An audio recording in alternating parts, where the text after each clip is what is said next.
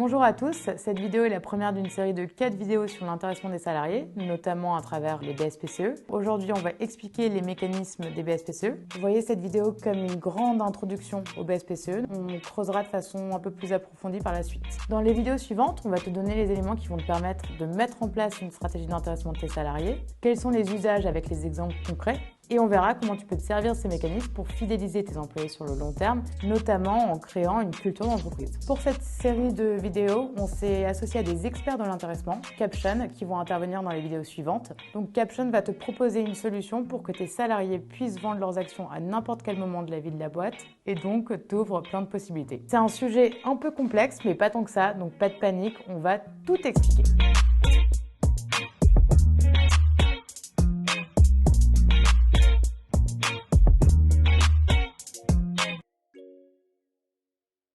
Qu'est-ce que sont les BSPCE? C'est des bons de souscription de parts de créateurs d'entreprise. Concrètement, c'est une option qui va te donner le droit d'acheter des actions à un prix fixé par avance. On entend parfois également le terme d'ESOP, qui veut dire Employee Stock Ownership Plan, ou plan d'intéressement des salariés en français. ESOP et BSPCE, c'est pratiquement la même chose, sauf que l'ESOP en fait regroupe les BSPCE et tous les autres mécanismes d'intéressement, aussi bien des salariés que d'autres personnes externes à la société, comme les advisors ou les prestataires de services. Les BSPCE sont surtout à ne pas confondre avec les stock options ou les actions gratuites. Donc les stock options ont à peu près le même fonctionnement que les BSPCE, néanmoins ça a un coût pour la société qui est plus élevé, notamment un coût fiscal et social, et ça a également un coût fiscal qui est supérieur pour les salariés. Les actions gratuites sont un peu différentes des BSPCE, notamment parce qu'elles sont gratuites pour le salarié, mais ont un léger coût pour la société. Elles sont aussi beaucoup moins flexibles dans leur attribution par rapport aux mécanismes qu'on va voir pour les BSPCE par la suite. BSPCE, stock option, actions gratuites, tous les mécanismes d'intéressement en fait servent soit à fidéliser tes salariés, à compenser une rémunération qui est peut-être un petit peu moins élevée que le marché, ou dans certains cas assez spécifiques, à reluer des late founders ou des dirigeants qui auraient une participation trop basse au capital social de ta société. Les BSPCE ne sont pas des actions, c'est une sorte de ticket qui va te donner le droit d'acheter des actions plus tard à un prix qui a été déterminé aujourd'hui.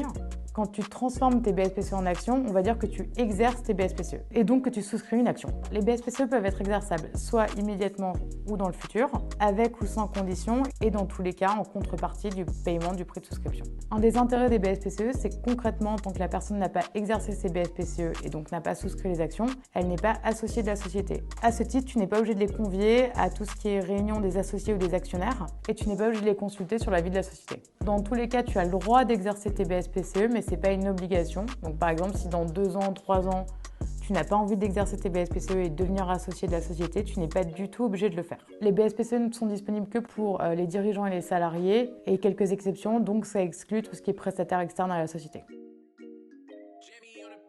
Concrètement, à quoi ça sert les BSPCE? Ça sert à intéresser quelqu'un au capital, donc on peut intéresser des salariés, et là ça sert à les fidéliser en leur permettant de prendre une participation dans le capital social, les dirigeants pour qu'il y ait un alignement d'intérêt entre les dirigeants et d'autres associés, donc par exemple avec des objectifs de performance, et pour un late founder, ça peut servir à les reluer, donc leur permettre de prendre une participation plus importante au capital. Là, on va voir un peu les mots-clés qu'on entend tout le temps quand on parle de BSPCE. Premièrement, il y a le strike price, qui est en fait le prix d'exercice des BSPCE. Le strike price, c'est un prix qu'on va fixer aujourd'hui qui va te permettre, dans le futur, d'exercer tes BSPCE à ce prix-là, même si la valeur sous-jacente de l'action était plus élevée. Donc pour donner un exemple concret, c'est comme si aujourd'hui je t'attribuais 100 BSPCE à un strike price ou un prix d'exercice de 1 euro par BSPCE.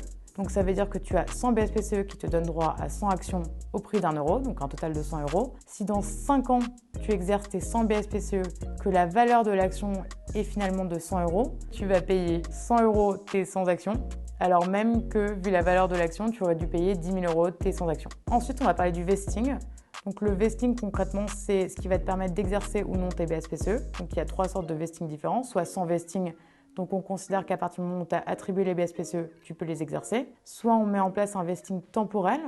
Donc on va te dire par exemple que tu peux exercer un quart de tes BSPCE par an sur une durée de 4 ans. Soit on met en place un vesting sur objectif, donc qui peut être un objectif d'atteinte de chiffre d'affaires par exemple. On va te dire qu'un quart de tes BSPCE sont exerçables sous réserve que tu atteignes un chiffre d'affaires de X euros. Ça peut aussi être un vesting qui se fait en fonction du nombre de contrats que tu vas signer. C'est toi qui décides ce que tu fais. L'avantage du vesting temporel, c'est que c'est quelque chose qui est très objectif et facilement identifiable, alors qu'un vesting sur objectif est peut-être plus difficile à mettre en œuvre dans la mesure où tu ne sais pas forcément ce qui va être faisable ou pas sur les années qui viennent. Quand on parle de vesting, on va parler de BSPCE vestés et de BSPCE non vestés. Les BSPCE vestés sont ceux qui sont exerçables parce que tu as atteint tes objectifs. Les BSPCE non vestés, c'est ceux que tu ne peux pas encore exercer. Quand on parle de vesting, on parle souvent de cliff. Le cliff, c'est une période pendant laquelle, ou même si tu as commencé à vester tes BSPCE, tu ne pourras pas les exercer. Concrètement, on met en place des cliffs pour se prémunir du risque d'un départ anticipé d'un salarié. Par exemple, quelqu'un à qui tu aurais attribué tes BSPCE, mais qui partirait au bout de 6 mois de la société. Il y a aussi certaines clauses qu'on voit souvent dans les contrats de BSPCE, donc c'est notamment les clauses d'accélération. Une clause d'accélération permet de rendre l'intégralité de tes BSPCE exerçables s'il y a une cession de la société. Là, c'est pour permettre aux salariés ou aux dirigeants d'exercer quand même cette BSPCE, même s'il n'a pas vesté tous ces BSPCE, tout simplement parce que c'est une situation qui ne dépend pas de lui-même. On peut aussi mettre en place des clauses de leaver, qui veut dire que si tu as exercé tes BSPCE et donc que tu as des actions, tu seras obligé de les vendre si tu quittes la société. Alors, généralement, tu exerces tes BSPCE dans deux cas, donc soit tu as démissionné de la boîte et du coup tu vas exercer tes BSPCE pour avoir des actions, soit la société est vendue, du coup tu exerces tes BSPCE pour avoir des actions et revendre tes actions avec les associés existants de la société.